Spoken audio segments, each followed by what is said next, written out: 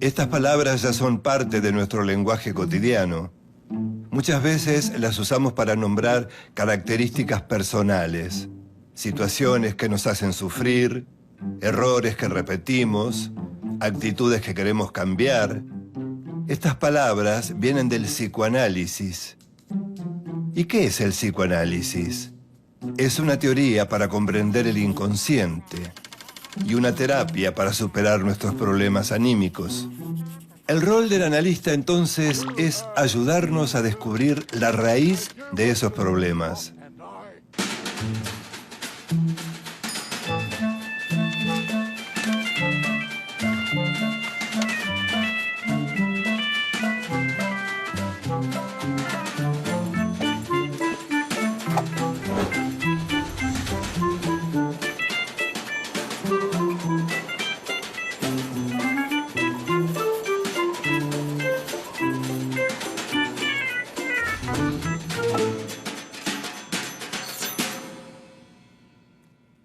Hasta comienzos del siglo pasado, los problemas de la mente eran tratados solo por la medicina.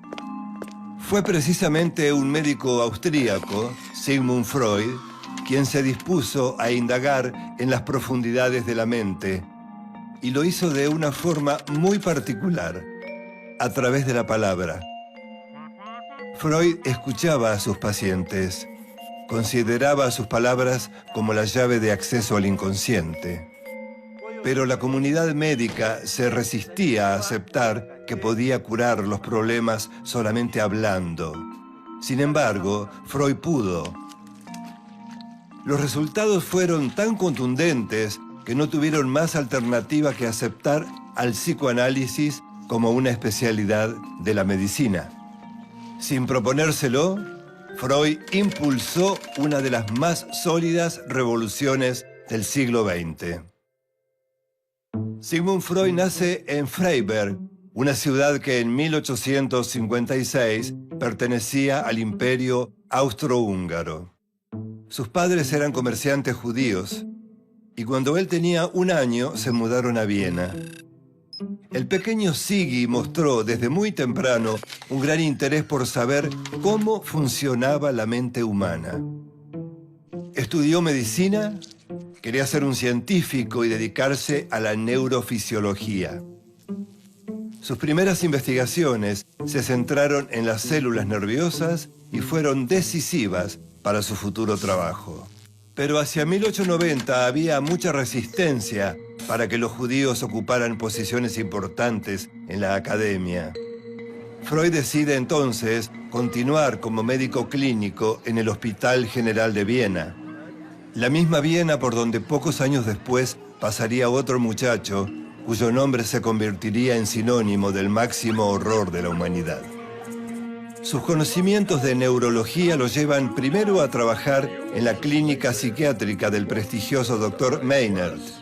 Allí Freud se especializa en las enfermedades del sistema nervioso.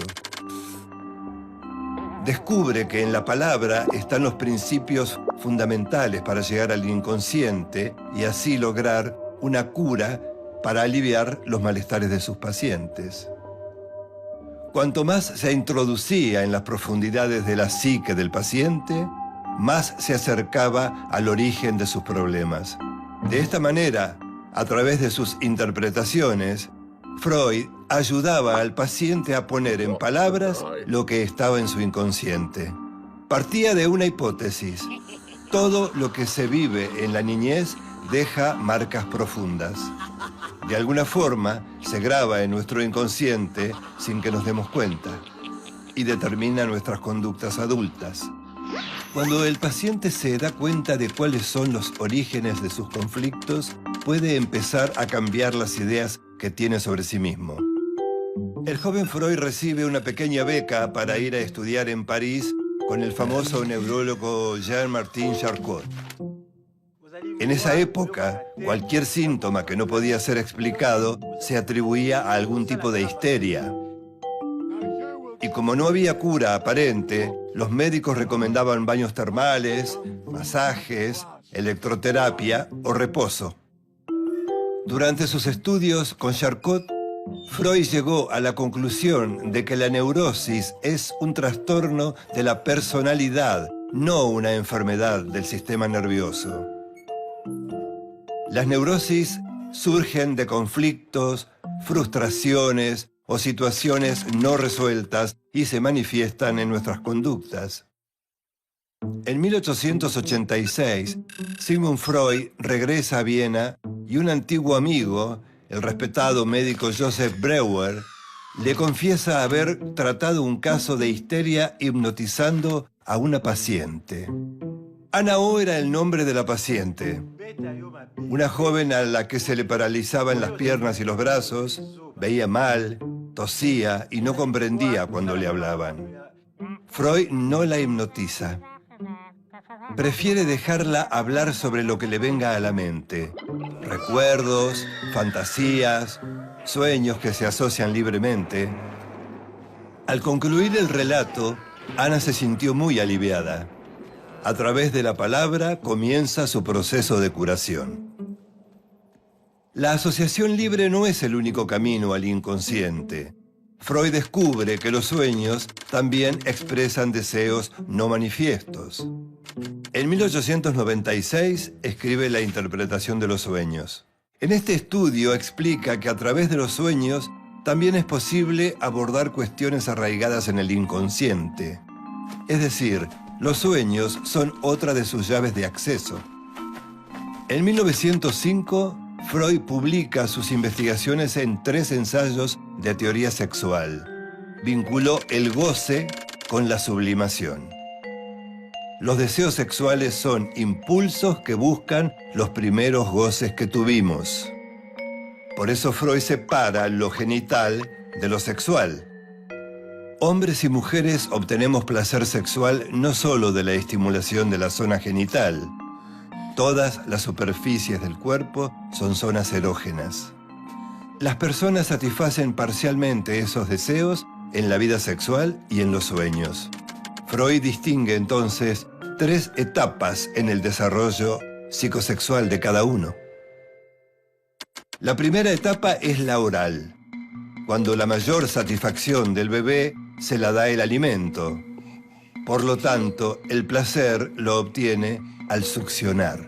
Pero cuando la madre le retira el pecho, el bebé siente algo así como la expulsión del paraíso. El bebé entra en la segunda etapa. Freud considera que retener y soltar le causa placer. La tercera etapa aparece a los 3 o 4 años, cuando el niño o la niña descubren que llevando las manos a la zona genital obtienen placer. Comienza la curiosidad, la angustia y la confusión que provocan las diferencias entre la anatomía sexual del varón y de la niña. Entre los 5 y 6 años, el niño entra en la fase del complejo de Edipo. Los sentimientos del niño hacia la madre y de la niña hacia el padre entran en pugna. Sienten por ellos amor y celos, rivalidad y dependencia. Esos sentimientos incidirán en la formación de su carácter, en su diferenciación y orientación sexual. La teoría de la sexualidad desarrollada por Freud lo hizo famoso, pero no por las razones que él hubiera deseado. Él buscaba hacer un aporte a la comprensión de la represión. Durante la Primera Guerra Mundial siguió buscando respuestas a un conflicto neurótico de base: lo que deseamos versus lo que hacemos. Freud dijo que todas nuestras conductas estaban al servicio de reducir esta tensión. Postuló un nuevo modelo dinámico de la psique. El ello reúne nuestros impulsos primarios. La mente de un bebé es fundamentalmente ello. Al empezar a darse cuenta de algunas cosas, una parte del ello abstracto del bebé empieza a crear su yo. Freud adjudica al yo varias funciones. Primero, puede actuar como una guía ante la realidad. También es un inhibidor de un impulso inconsciente que lo convierte en un mecanismo de defensa. El superyo es la mirada de los padres por encima de la propia. La Primera Guerra Mundial pareció una prueba terrible para la conciencia moral. Cuando terminó, Freud dijo que una cosa es moralidad y otra conciencia moral, demostrando que su teoría del yo también se podía aplicar al inconsciente y a los comportamientos de la sociedad. Sigmund Freud sostuvo que la moralidad tenía algo de superyoica, de imposición, y que la conciencia moral echaba raíces en la parte reprimida de la sociedad.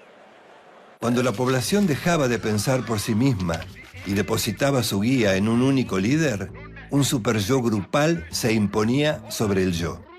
En 1933, mientras los nazis quemaban sus libros y los de muchos grandes pensadores modernos, Freud todavía pensaba que la civilización había avanzado. Se equivocaba. Si no hubiera huido de Alemania a Londres, los nazis lo habrían enviado a un campo de concentración e incinerado como a millones de judíos, incluidas sus propias hermanas. Sus ideas despertaban resistencia en círculos médicos, científicos, religiosos y políticos, pero al mismo tiempo generaban líneas psicoanalíticas distintas a las suyas.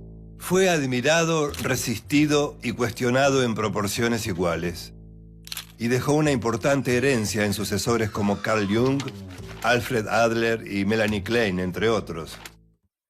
Una de sus discípulas más reconocidas fue la misma Anna Freud, su hija menor, quien desde muy joven se convirtió en su asistente personal. Cuando en 1923 a Freud le diagnostican un cáncer en el paladar, Anna se vuelve también su enfermera y representante oficial.